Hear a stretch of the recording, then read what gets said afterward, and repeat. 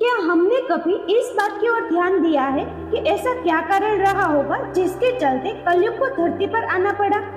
वह ना सिर्फ आया बल्कि यहाँ आकर यही का हो गया। तो आखिर क्या रहस्य है कलयुग की धरती पर आगमन के पीछे? महान गणितज्ञ आर्यभट्ट ने अपनी पुस्तक आर्यभट्टियम में इस बात का उल्लेख किया है। जब वह 23 वर्ष के थे तब कलयुग का 36वां वर्ष चल रहा था। आंकड़ों के अनुसार आर्यभट्ट का जन्म 476 ईस्वी में हुआ था। गणना की जाए तो कलयुग का आरंभ 3102 ईसा पूर्व हो चुका था। महाभारत का युद्ध जो वर्तमान हरियाणा राज्य के कुरुक्षेत्र में लड़ा गया था, मानव इतिहास में अब तक लड़े गए सबसे भयावह युद्धों में से एक माना जाता है। धर्म ग्रंथों के अनुसार यह युद्ध इतना विनाशकारी था कि केवल 18 दिनों तक चलने के बावजूद इसमें लगभग 80% भारतीय पुरुष आबादी की मृत्यु हो गई। महाभारत ग्रंथ के 1/4 से अधिक हिस्से में मात्र इस युद्ध का वर्णन किया गया है। महाभारत युद्ध के परिणाम स्वरूप पांडव संख्या में कम होने के बावजूद जीत गए और कौरव संख्या में पांडवों से अधिक होने के बावजूद भी हार गए। इसका कारण उनके कर्म को माना गया, नीति और अनीति की राह पर चलने को माना गया, विधि के विधान के पक्ष और विपक्ष में खड़े होने को माना गया। पांडव युद्ध जीत गए और श्री कृष्ण ने पांडवों में सबसे बड़े भाई युधिष्ठिर का राज तिलक करा दिया। कुरुक्षेत्र का युद्ध जीतने के बाद पांडवों को हस्तिनापुर का शासन मिला। युधिष्ठिर को हस्तिनापुर का महाराज बनाया गया, लेकिन दूसरी तरफ गांधारी एक दुखी महिला के रूप में विलाप कर रही थी। अपने 100 पुत्रों की मृत्यु का शोक मना रही थी। जब युधिष्ठिर को सिंहासन सौंप दिया गया और श्री कृष्ण का हस्तिनापुर से विदाई लेने का समय आया, तब वो गांधारी के पास गए और गांधारी ने श्री कृष्ण को उनके वंश का अंत हो जाने का श्राप दिया। पांडवों का राजकाज। जानकारी के अनुसार महाभारत के बाद हस्तिनापुर पर पांडवों ने 36 वर्षों तक शासन किया। इस बीच गांधारी का श्राप अपना असर दिखाने लगा और श्री कृष्ण की नगरी द्वारका में एक अशुभ घटना घटी। वहाँ एक उत्सव के दौरान सभी यदुवंशी आपस में ही लड़ने लगे और एक दूसरे की हत्या करने लगे। यह घटना सोमनाथ के समीप प्रभास क्षेत्र में घटी। श्री कृष्ण पृथ्वीलोक से चले गए।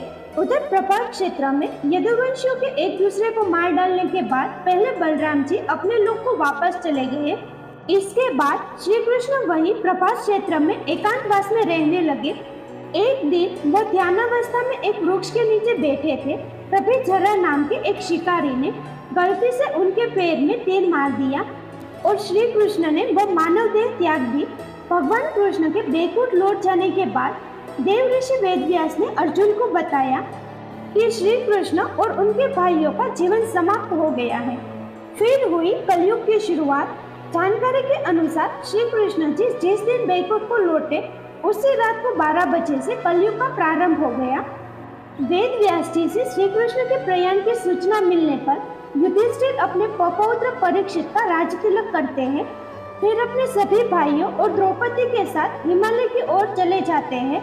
महाभारत के अनुसार हिमालय से वह स्वर्ग चले जाते हैं और इस यात्रा में एक कुत्ते के रूप में आए यमदेव उनका मार्गदर्शन करते हैं। धर्म और पृथ्वी आपस में बात कर ही रहे थे कि इतने में असुर रूपी कलयुग वहां आ पहुंचा और बैल और गाय रूपी धर्म और पृथ्वी को मारने लगा। राजा परीक्षित वहां से गुजर रहे थे। जब उन्होंने यह दृश्य अपनी आंखों से देखा तो कलयुग पर बहुत क्रोधित हुए। अपने धनुष पर बाण रखते हुए राजा परीक्षित ने कलयुग से कहा, दुष्ट पापी तो कौन है? गाय तथा बैल को क्यों सता रहा है? तू महान अपराधी है। तेरा अपराध क्षमा योग्य नहीं है, तेरा वध निश्चित है। परीक्षित ने कलयुग को ललकारा। राजा परीक्षित ने बैल के स्वरूप में धर्म और गाय के स्वरूप में पृथ्वी देवी को पहचान लिया। परीक्षित राजा ने उनसे कहा, हे वृषभ, आप धर्म के मर्म को भली भांति जानते हैं, इसीलिए आप किसी के विषय में गलत ना कहते हुए अपने ऊपर अत्याचार करने वाले का नाम भी नहीं बता रहे हैं।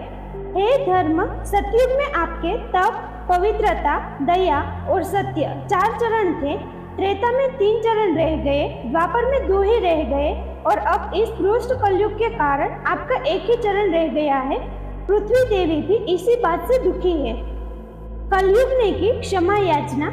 इतना कहते ही राजा परीक्षित ने अपनी तलवार निकाली और कलयुग को मारने के लिए आगे बढ़े। राजा परीक्षित का क्रोध देखकर कलयुग कांपने लगा। कलयुग भयभीत होकर अपने राजसी वेश को उतारकर राजा परीक्षित के चरणों में गिर गया और क्षमा याचना करने लगा। राजा परीक्षित ने चरण में आए हुए कलयुग को मारना उचित न समझा और उससे कहा, कलयुग तू मेरे चरण में आया है, इसलिए मैं तुझे जीवन दान दे रहा हूँ, किंतु अधर्म, पाप, झूठ, चोरी, कपट, दरिद्रता आदि अनेक उपद्रवों का मूल कारण केवल तू ही है। तेरे राज्य से अभी निकल जा और फिर कभी लौटकर मत आना। परीक्षित की बात को सुनकर कलयुग ने कहा कि पूरी पृथ्वी पर आपका निवास है। पृथ्वी पर ऐसा कोई भी स्थान नहीं है जहां आपका राज्य ना हो। ऐसे में मुझे रहने के लिए स्थान प्रदान करें। कलयुग को मिला स्वर्ण में स्थान। कलयुग के ये कहने पर राजा परीक्षित ने सोच विचार कर कहा, झूठ, युद्ध, मदपान, परस्त्री गमन और हिंसा, इन चारों स्थानों में असत्य, मद, काम और क्रोध का निवास होता है। तू इन चार स्थानों पर रह सकता है। परंतु इस पर कलयुग बोला, हे राजन, ये चार स्थान मेरे रहने के लिए अपर्याप्त है, अन्य जगह भी प्रदान कीजिए मुझे। इस मांग पर राजा परीक्षित ने उसे स्वर्ण के रूप में 5वां स्थान प्रदान किया। स्वर्ण रूपी स्थान मिलते ही कलयुग ने राजा परीक्षित के सोने के मुकुट में वास कर लिया। कलयुग इन स्थानों के मिल जाने से वहां से चला गया, किंतु कुछ दूर जाने के बाद अदृश्य रूप में वापस आकर राजा परीक्षित के सुवर्ण मुकुट में निवास करने लगा। कलयुग में घटित होगा ये।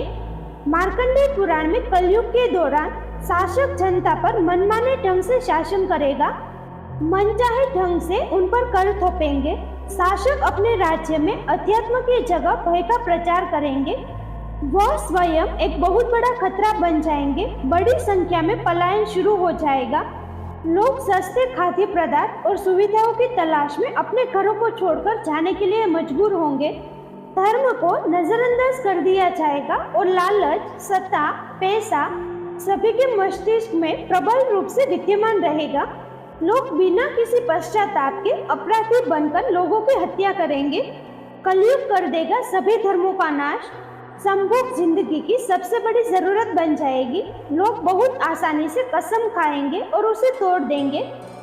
वचनों का कोई अर्थ नहीं रह जाएगा। लोग मदिरा और अन्य नशीले पदार्थों की चपेट में आ जाएंगे। गुरुओं का सम्मान करने की परंपरा समाप्त हो जाएगी। ब्राह्मण ज्ञानी नहीं रहेंगे। क्षत्रियों का साहस खो जाएगा और वैश्य अपने व्यवहार में ईमानदार नहीं रह जाएंगे। पाप अपने चरम पर होगा।